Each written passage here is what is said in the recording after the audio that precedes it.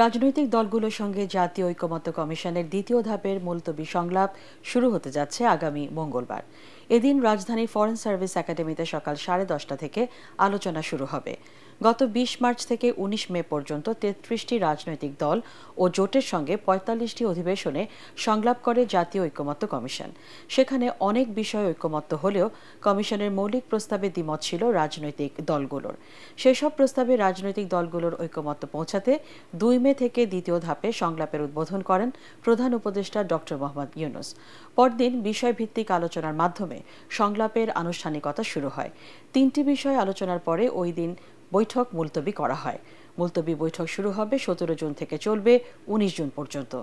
এবারের সংলাপে সংবিধানের 70 অনুচ্ছেদ, সংসদীয় স্থায়ী কমিটির সভাপতি মনোনয়ন, সংসদে নারীর প্রতিনিধিত্ব, দ্বিকক্ষ বিশিষ্ট সংসদ এবং প্রধান বিচারপতি নিয়োগ প্রক্রিয়া নিয়ে আলোচনা হবে বলে জানিয়েছে জাতীয় ঐকমত্য কমিশন।